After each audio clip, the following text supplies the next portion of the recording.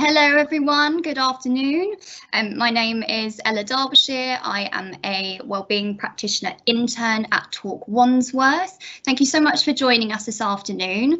I'm going to be talking us through quickly the topic of coping with stress. Next slide, please. So, what is stress? So stress is essentially when our mind recognises danger. So then the brain sends signals to the body via the nerves and the chemicals in our bloodstream. And this preps our body for action. We see this in physical responses in our body. It releases hormones of adrenaline and cortisol. We might breathe a lot faster to get more energy, more oxygen into our bloodstream. Our hearts might beat faster to get blood to our muscles. Essentially, we are prepping our body for action when we see stress. Now, this was incredibly useful thousands of years ago when we were faced with a lot more physical dangers like prey. So this is what we call the fight or flight mechanism. So thousands of years ago, we needed stress because it would actually keep us safe. We'd be able to detect that danger to our lives. However, nowadays in modern Britain, less lions running around, thankfully. So we need to know how to manage our modern day stresses to make sure they don't overwhelm us and become really troublesome for our well-being. Next slide, please. So here we've got a really vivid image of some of the physical indications of the fight or flight response. So we might be trembling. As I've said before, our heartbeat might increase, and that's going to increase our breathing. That will sort of increase the state of stress in our bodies. We might become pale and flushed, and we might have dilated pupils. So this is an image really of ensuring we're all aware that our mind and body are very much connected, and stress on our mind really has an intense reaction on our bodies. Next slide, please. So again, here we can see the fact that stress on our mind has a huge impact on our physical wellness. So it can see things like our heart rate increasing, a dry mouth, I think, is something very common. That's something that I personally feel when I get stressed. Slowed digestion is another really key one, something that people that have irritable bowel syndrome, for example, often note that stress really inflames their digestion. We might have dilated pupils, we might have trouble with our bladder, there might be hearing loss. There's a lot of things, a lot of stress that can go onto our body from mental stress. Next slide, please.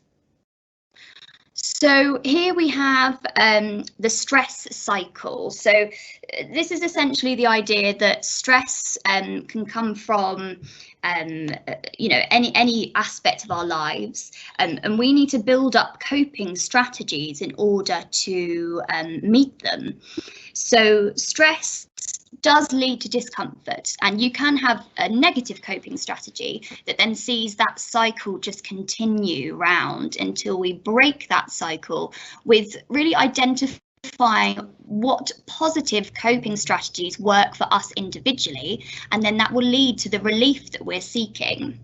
So coping strategies can be learned and developed over our lifespan. So we might have learned some in childhood, some in adolescence, and some still in adulthood. It's really finding the positive coping strategy that works for you. So it can take time to find the right one for you. Next slide, please, and we'll be able to go over some of those. So positive coping strategies, we have a huge variety here, and as I've said before, each one will work differently for every person. So are we able to go back to the previous slide? Thank you so much. So positive coping strategies, we have eating well. I think that's a really key one, and one that's really promoted a lot nowadays. If we're nourishing our body and really making sure that we are prioritizing our physical health, that's really going to transpose over into our mental health. Perhaps learning new skills. I think we've probably all seen that battered around a lot during these weeks in isolation. I think it's important to find something that really interests you and to make sure that it's an activity you enjoy and doesn't become a burden. Definitely, obviously, talking about your feelings is so key.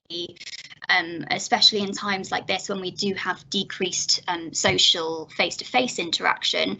We're so fortunate that we have things like Zoom and things like Microsoft Teams and FaceTime. So really make sure that you are committing to times each day, every other day, to check in with people and really talk about how you are feeling. Valuing yourself and others, self-compassion, that's such a huge thing. Making sure that you are treating your friends and yourself the same way. So, you know, if you have a friend that comes to you with maybe they might feel disappointed about a grade they got at school, you know, you would be kind to that friend and say, you know, you did try your best and you put in the work, you'll try again next time. However, when we talk to ourselves about that situation, we're so much more critical and harsh on ourselves. So it's really important to make sure that you do utilise and practice self-compassion.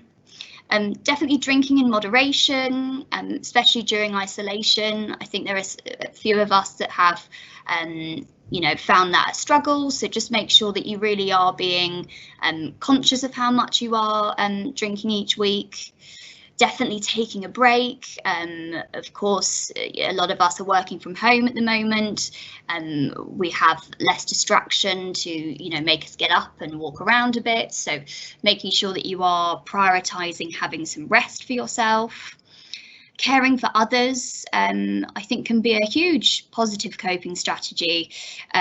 You're making sure that you are, overflowing your cup onto others.